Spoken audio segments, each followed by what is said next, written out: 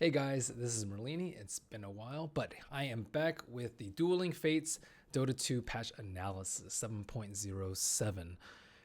Patch has been a very long time coming, so there are a lot of changes in this patch. So I advise that you do go to www.dota2.com/duelingfates and read the patch notes yourself, so you can go through each of the individual changes for talents, for items, and for just the myriad of small things that have been changed, because I won't be able to cover everything in this video. I try to keep my videos relatively short, just an important summary that hits hard on the what I deem to be the most important parts of the patch, and try and keep it under 20 minutes or so. So, the most important part of the patch, there are two new heroes. First one is called Pangolier. He is named Dante Panlin. He is an agility hero. And the second one is Dark Willow Mireska Sunbreeze, kind of a wispy type hero. So I do have videos of some game playthrough of this in the Dota 2 test client. So yeah, he's an agility hero. He has 4 abilities like other people. His first one is this sort of dash ability where he can also send out attacks. He can go up and down cliffs, and this is a kind of new vector targeting where you drag first where you want to dash and then 360 into where you want to actually use your attack. His second ability is going to be a jump, and it does damage. If you hit a hero, you will gain a buff that blocks 8%, I believe, per hero. Blocks 8% of damage per hero that you hit. His third skill is his most intriguing one. There's this heart icon that drops. Heart Piercer activation, about to be Heart Pierced. After 2 seconds, you will lose all of your base armor, and you will also be slowed. So this can proc off his Q ability, and it only will reduce base armor. If you notice, I'll use Berserker's Call. I will have plus 40 after that. And because it is an attack, it will proc Counter Helix, it will proc Scotty, it will proc Maelstrom, all of those good things. And his last ability is an ultimate that turns you into a big rock or roly-poly thing, whatever you want to call it. If you hit a wall, you will just bounce in, you will turn around 180 degrees, but you can use the W ability to jump over cliffs. Your turn radius is super slow. There are some cool tricks you can do with items like Blink Dagger, so you can roll onto somebody else. If you actually roll onto somebody, you will be able to stun them and do damage and knock them back. I believe that's about it for this first hero. Second hero is Dark Willow, an intelligence hero. Kind of middling stats, a little bit on slower, and 295, not that great base damage, but she is a spellcaster. Her first ability is Dark Bramble, I believe. You summon 8 patches of brambles. If you run into them, you will get rooted, take some damage, and they will go away. It only hits one target. And keep in mind that if you cast this from different angles, it will cast the same pattern, so it does do this 4x4 pattern, and there is enough room to walk in between the middle if you so incline. Second ability makes you untargetable. So Axe will start attacking me, I'll press W, and target cannot be attacked. And when you come out of this untargetable, you will actually do extra damage. So it'll also give you bonus extra damage. So normally her range is about here, but once you press your W, you can attack from way further, and it will do extra damage based on how long you have been in invis. Next one is a stun, does an AoE stun based on the area that is surrounding the target. Counts down, very obvious. Last spell is a wisp. 2 different abilities that this one gives you. First one's on a pretty short cooldown. You cast it, and this wisp will run around you and attack targets that is close by. Pretty cool. I think 20-second cooldown. Next one is a targetable Savage Roar, pretty much. So you can't cast them both at the exact same time. The other one will go on cooldown. This one is the next one. It will mute and send everything back home. But keep in mind, you can cast this one and then immediately cast the other one for the little spinny thing, but just not at the exact same time. And that's about it for Dark Willow, also known as Mireska Sunbreeze. Pretty fun new heroes. Try them out in the test client or in the real client when they come out on November 1st. So they are game mode updates, better new player experience. So you can get your friends in. It's really not friendly for new players just because the game is so deep. And I'm glad that Valve are trying to make it way easier for new players to start. So they have an improved guide system. Shout out to all the guide creators out there. And you have a turbo mode, which is a new and improved -EM. If you guys play Dota 1, everything's just a little bit faster and you can shop from anywhere. Next, you have rank changes. AP pick order has changed. People have been complaining about that for a really long time. And 6-month seasons for ranked. So there will be a recalibration at the end of 6 months and you'll get cool new medals based on how high you are. I don't exactly know what the cap is or what rating equates to each of these medals, but I'm sure they'll be released or figure it out at some later date. And then new ability draft UI and additions in case you are really into that. I love ability draft, but I find myself not really having that much time to play it. Next, we have core mechanic changes. So we have an attribute overhaul. Strength, agility, and intel they do different things than they did before. So +1 strength gives plus 0.15% status resistance to strength heroes only. So what is status resistance? You get stunned for less duration. If you're tornado, you'll be in the air for less duration. If you're slowed, you'll be slowed for less duration. So a pretty important stat to help you not get kited. And I'm sure you'll have that excuse, but I have status resistance in order to not buy BKB. So +1 agility gives plus 0.06% movement speed for agility heroes only. I believe they also got their movement speed nerfed by 5 all agility heroes to compensate for this. And then +1 intel gives you plus 0.15% magic resistance for the intel heroes only. I would rate that status resistance is by far the best of the 3 because it's so versatile. And main attribute still gives +1 damage, no change. And agility also has a slight change in that it gives slightly more armor, 1/6 instead of 1/7, or 1/6 per agility instead of 1/7. So +1 strength gives plus 0.15% status resistance. How much is this actually? So I buffed out a Sven with relatively normal items and took the strength talents. He has a whopping 260 strength for 39% status resistance. So a 2-second stun is only going to last like 1.2-ish seconds on him. That's pretty damn good. Strength throws should be a lot more fun to play now that you should be kited less. And then for the agility, I took a relatively normal 6-slotted AM at level... Oh, this is actually level 1. I guess it doesn't matter just because this is the old one. You'll have 456 move speed, and the new one you'll have 494 move speed with a fair amount of agility items. Of course, you can make it fast. You can make it higher if you have more agility, but this is kind of just an idea of what you can expect from a 6-slotted hero. And obviously halfway in the game, you can probably expect like 470, 480-ish move speed. And then +1 intel gives you plus 0.15 magic resistance. So this is a Pugna with a fair amount of intel items. I didn't go all out, but you'll have 29.3% magic resistance at level 25. So normally you'll probably get anywhere in between 0 and 25% magic resistance. So this will make a lot of your calculations harder if you are a spell nuker like Zeus or Lina. So bring your calculator.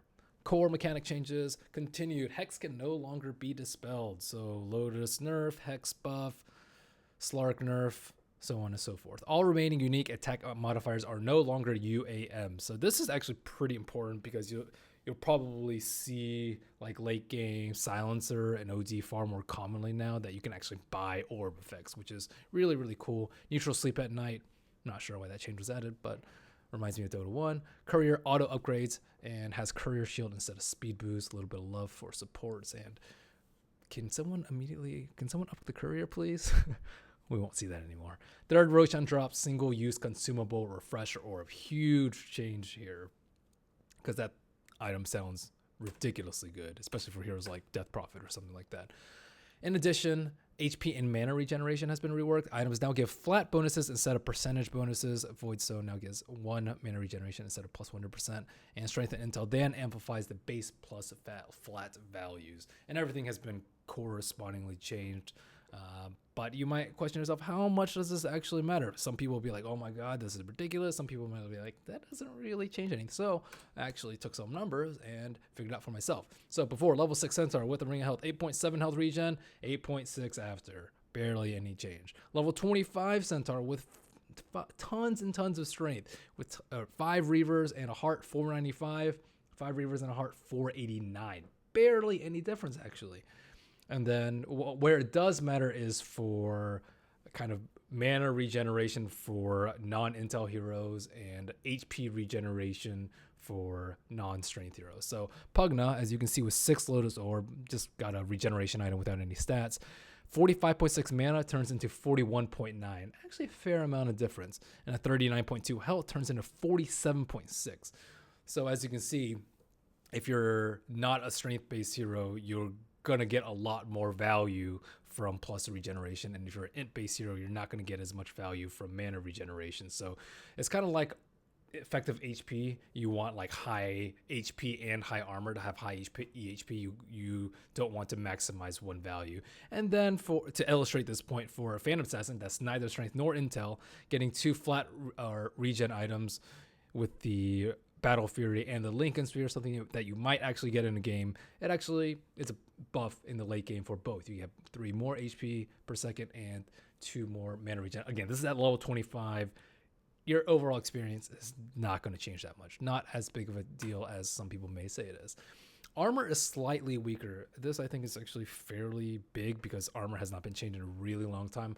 1 armor, if you have 1 armor total, not plus 1 armor, just 1 armor, you'll have 4.76% physical mitigation instead of 5.66% before. So 84% effectiveness buying armor compared to before. And 10 armor is 88% as effective as before. And this culminates in 60 armor now is equal to 50 armor before. But there is some compensation. Agility gives slightly more armor, 1/6 instead of 1/7, but we're going to see a bigger gap in between the amount of damage that a low armor hero takes and a high armor hero takes. Denies are back to denies. So they're not, you don't get 0 experience, but I believe it is reduced to 25% experience that the enemy gets if you deny your own creep instead of 70. So they're getting significantly less if you actually deny. And I believe you get a tiny bit less XP if you deny your own creep. Lane creeps greater than neutral creeps. Lane creeps XP and gold got buffed, so you should be laning more often. Map changes. If you look at the mini map, shrines have been moved to less strategic points. So this one was up here, moved down here. This one was at the ancients, moved back here. These aren't as ideal positions. They're not as like forward on the map, so you can't TP and wrap around behind your enemy if they're in your base. And also the ancients are not protected anymore, so ancient stacking is going to be much harder than before. And this also moves the bounties way closer to the river, so enemies are more likely to be able to get it if it's closer to the river. Encourages more action. Offlane creeps meet closer to safe lane, very close to the safe lane. In fact, mid lane tower is slightly more recessed, so you can actually move along this cliff without getting attacked, and not only during nighttime before. Neutral spawns / pulls have slightly changed. Too much detail to go into every single one, but you should know that things may be a little bit different. So instead of going through the rest of the patch changes, I'm actually going to lump them into themes that I thought apply to the entire patch with a lot of evidence to back it up, so you can kind of see what I mean. Theme: laning is more important than jungling. This has been a consistent theme in the past few patches. Iron Talent just flat out removed. Not nerfed, just gone.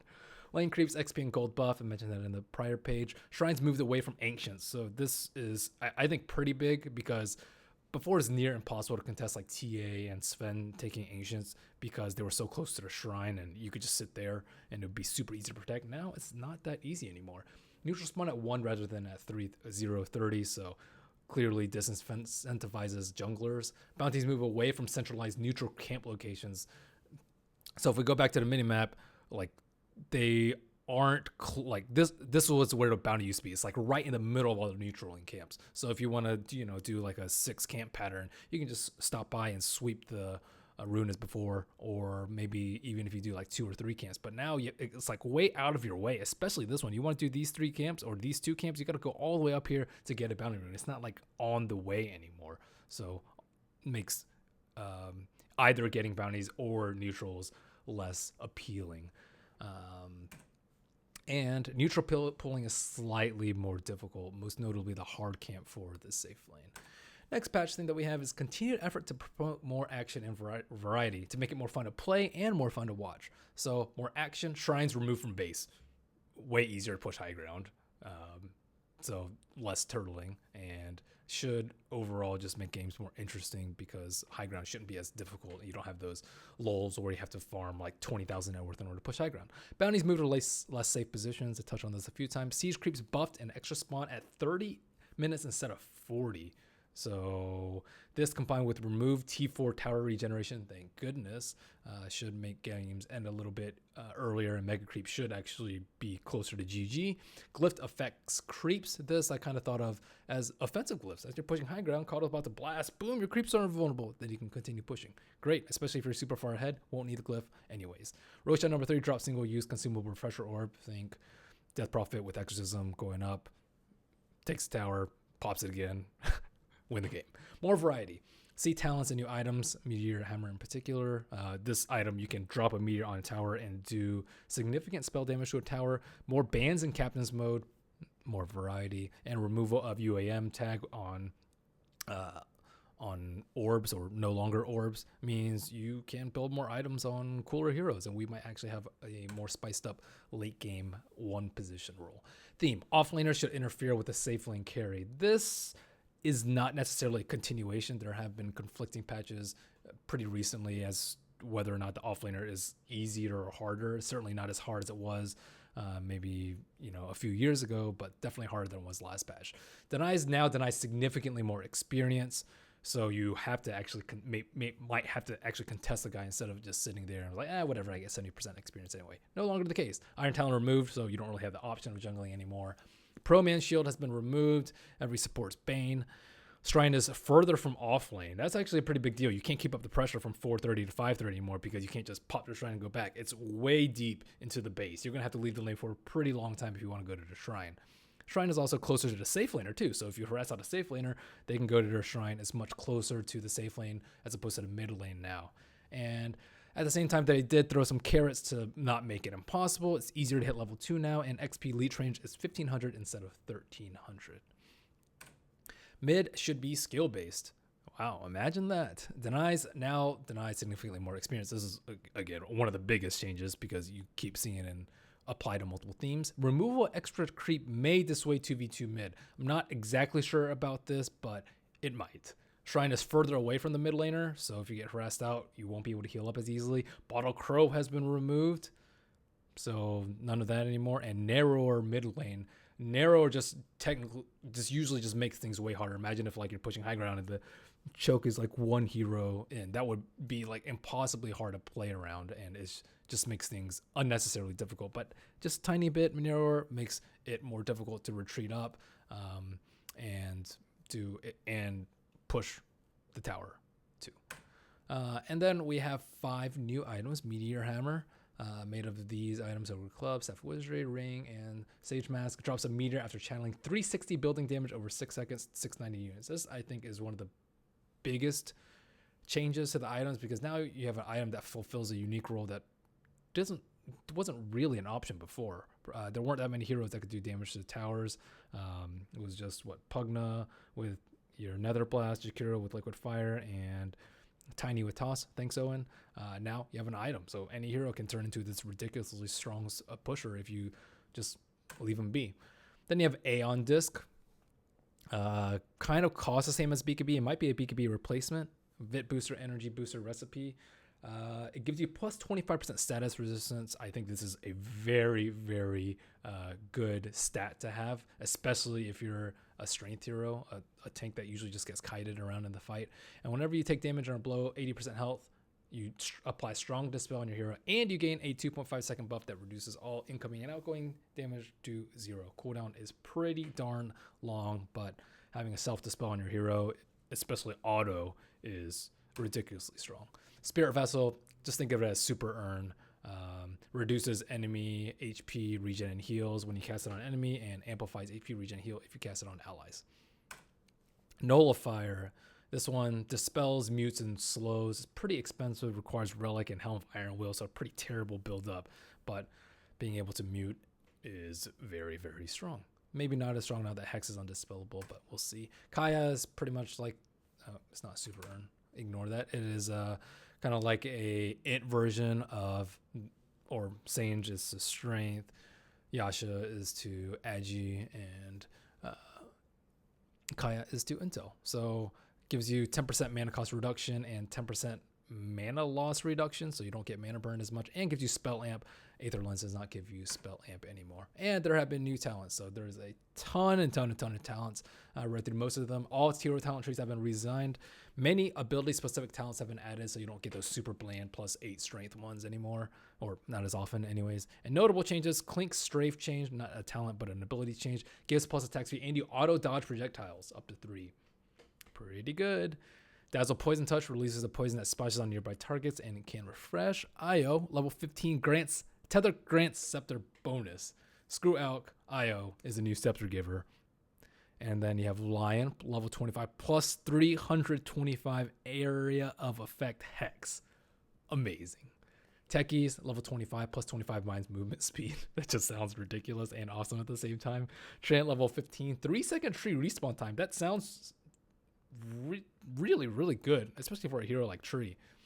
Underlord, level 25, 25% Firestorm building damage. That sounds amazingly good too. So we're having all these abilities that will help you siege, but I implore you to check them out yourself, see what your favorite hero got. Thanks for sticking through this for the Dueling Fates Dota 2 7.07 update that will release on November 1st. And my Twitter is @Merlini Dota if you want to give me a follow. Thank you so much for watching. Hope this was clear, concise, and gave you what you wanted to know. Thanks for watching. Bye-bye.